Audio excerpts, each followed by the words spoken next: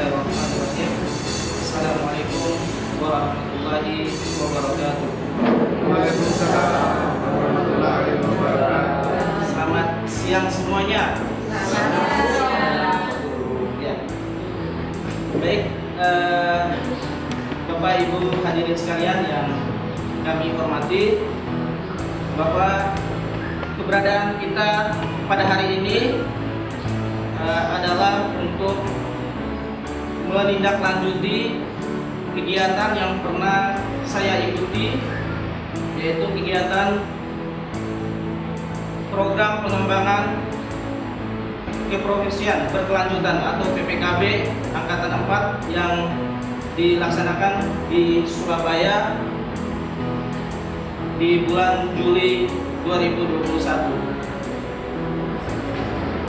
Bapak Ibu hadirin sekalian, dalam kegiatan PPKB tersebut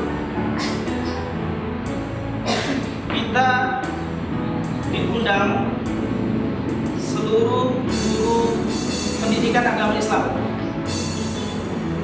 di seluruh Indonesia, sehingga kita semua berkumpul di sana dan kita mengikuti pelatihan tersebut dengan mengikuti 11 materi.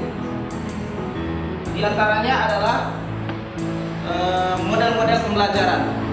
Dan pada kesempatan kali ini saya akan mendiseminasikan apa yang saya dapatkan selama mengikuti pelatihan di Surabaya kepada teman-teman, kepada Bapak Ibu hadirin sekalian, agar materi-materi yang saya dapatkan itu bisa diaplikasikan dalam kegiatan belajar mengajar kita di sekolah kita masing-masing.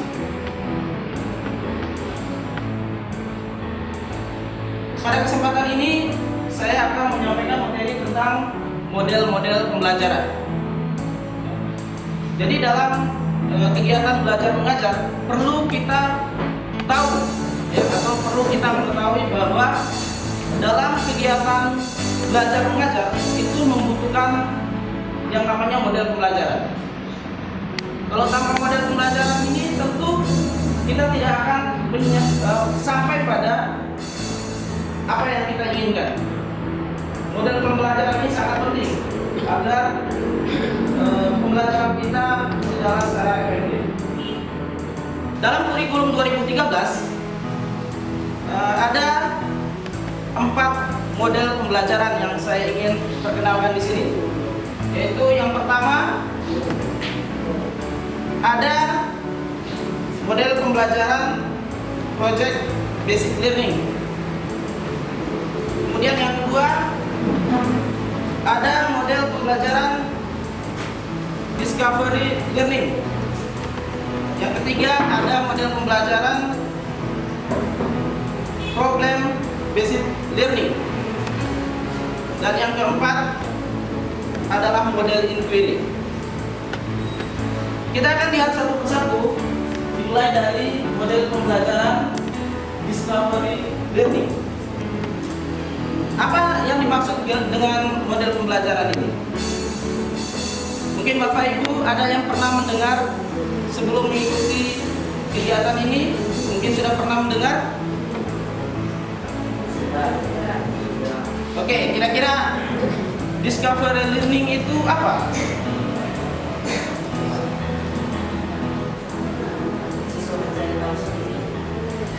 Ya, siswa mencari tahu sendiri. Ada lagi yang lain?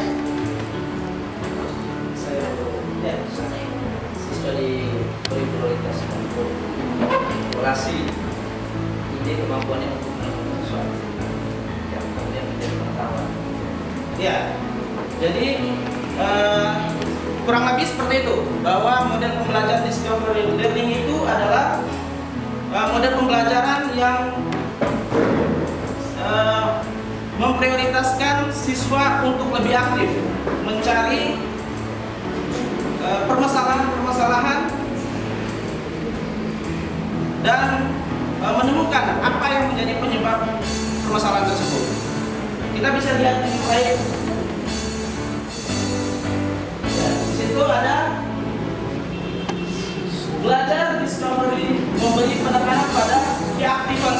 Jadi seperti yang Pak Yandri sampaikan tadi, bahwa itu tepat sekali. Pembelajaran ini menekankan pada keaktifan siswa. Jadi siswa lebih aktif mencari permasalahan dan menemukan apa yang menyebabkan terjadinya permasalahan tersebut. Kemudian yang kedua adalah belajar pemecahan masalah, memberikan suatu struktur untuk discovery yang membantu internalisasi belajar dan mengarah kepada pemahaman yang lebih besar. Nah, dalam model pembelajaran ini, guru hanya berperan sebagai pembimbing. Ya, guru hanya membimbing saja. Jadi semua persoalan itu diserahkan ke siswa. Guru hanya sebagai pembimbing. Siswalah yang bekerja, ya, siswalah yang mencari tahu setiap permasalahan yang ada.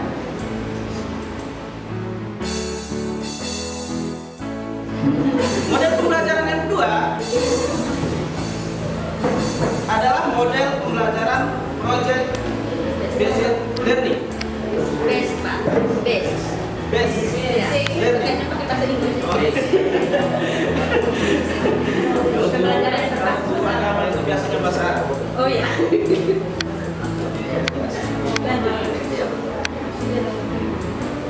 Oke, kita lihat pembelajaran model PBL ya, biasa kita kenal dengan singkatan PBL ya.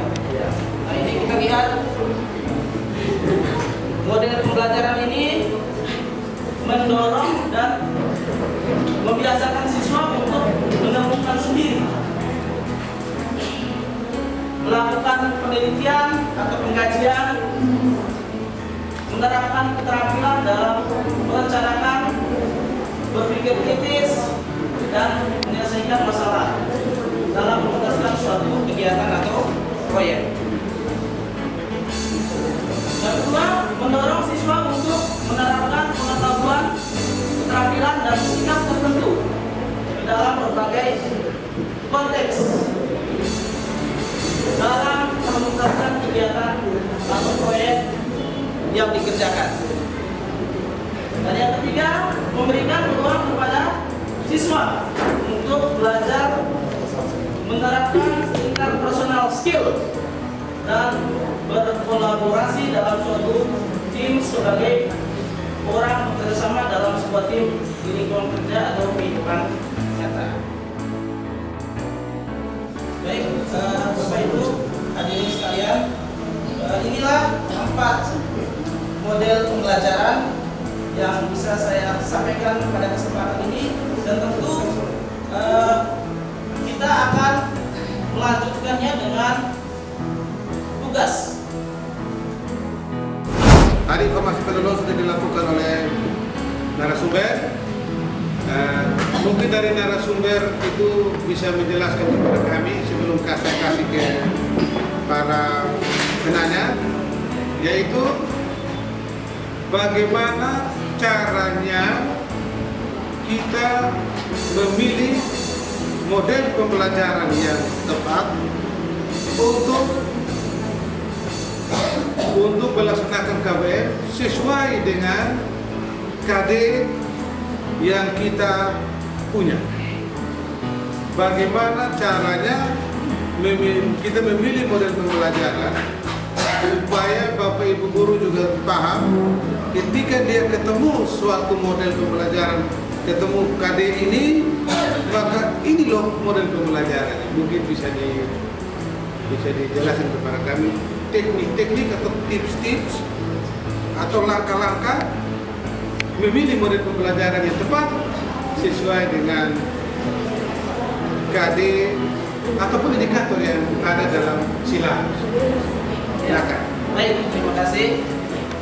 Jadi untuk memilih model pembelajaran dalam kegiatan belajar mengajar kita, tentu yang pertama sekali itu adalah kita harus melihat indikator. Ya, kita harus melihat indikator apa yang ingin dicapai dalam pembelajaran tersebut. Itu yang paling pertama. Kita harus lihat indikatornya untuk menentukan model pembelajarannya. Yang kedua, tentu kita juga harus melihat setiap karakter siswa. Itu yang juga perlu kita lakukan. Karena di dalam kelas itu karakter siswa itu berbeda-beda. Tidak sama, karakter setiap orang itu berbeda-beda. Ada yang hanya sifatnya membaca, ada yang lebih cepat itu membaca, ada yang lebih cepat lewat mendengar, melihat, ya. Jadi semua itu harus kita tahu tentang karakter peserta didik kita. Kurang lebih dua hal ini yang menjadi dasar dari kita untuk memilih model pembelajaran yang pas sesuai dengan KD yang akan kita ajarkan. Oke, terima kasih untuk Bapak Mahfud sebagai narasumber kita tentang model-model pembelajaran. Mungkin ada pertanyaan dari Bapak Ibu Guru terhadap pertanyaan yang tadi, apakah sudah dipahami atau belum, atau mungkin mau kembangkan dengan pertanyaan yang lain, tapi hubungannya dengan model-model pembelajaran yang Pak tadi. Yaitu model pembelajaran apa Pak? Pak, model pembelajaran sendiri bisa apa problem atau project? Problem presenting dan project presenting. Ya, silakan. Ya, silakan ini Ibu Alisa. Baik, terima kasih atas waktu yang diberikan. Mungkin tadi sempat disampaikan bahwa ada model pembelajaran discovery learning dengan problem based learning. Ada problem based learning dengan discovery learning. Oke, yang saya gunakan di dalam kegiatan belajar setiap hari, mengajar setiap hari di kelas itu adalah ada dua, discovery dengan problem based learning. Mungkin ada kesamaan dan perbedaan dari dua ini, kemudian sesuai dengan saya punya mata pelajaran mungkin apa maksudnya yang saya perlu lakukan dari dua metode yang saya pakai ini, apakah itu pas atau tidak kira-kira menurut Pak. Terima kasih. Silakan Pak Mahfud. Ya. Pertanyaannya apa pas tidak bahasa Inggris menggunakan dua model tadi, problem dan discovery? Ya, jadi dalam pembelajaran mata pelajaran apa saja boleh. Ya, silakan memilih sesuai dengan indikator yang ada, ya, sesuai tentu dengan KD yang ada. Nah, maka kita perlu tahu bagaimana menyusun konsep model pembelajaran itu sendiri. Nah, masing-masing model pembelajaran itu ada langkah-langkah yang harus, ya, ada sintak, perbedaan dalam sintaknya masing-masing. Jadi model pembelajaran discovery dengan PBL ini berbeda. Ada langkah-langkahnya masing-masing. Kalau tidak bermasalah, saya pasti akan lakukan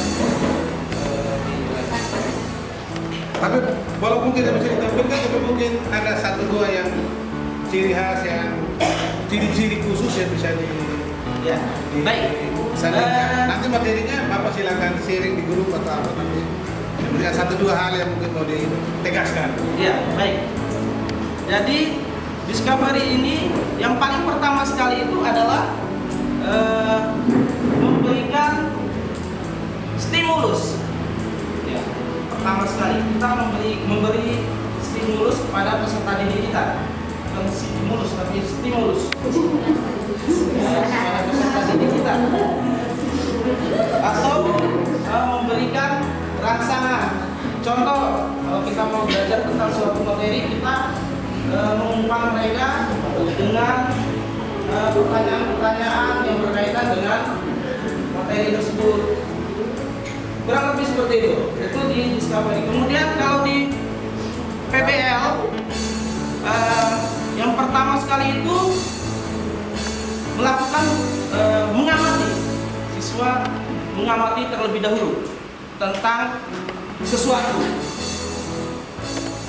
Jadi setelah dia mengamati, baru timbul proses selanjutnya, yaitu menanyakan dan seterusnya. Ada proses dalam model-model pembelajaran ini. Terima kasih. Kita berikan aplaus dulu untuk Pak Mahfud yang telah menyampaikan kepada kita satu dua materi yang mungkin bermanfaat untuk kita terapkan di dalam pembelajaran kita masing-masing di kelas. Pada Pak Mahfud kita persilakan untuk kembali ke tempat semula.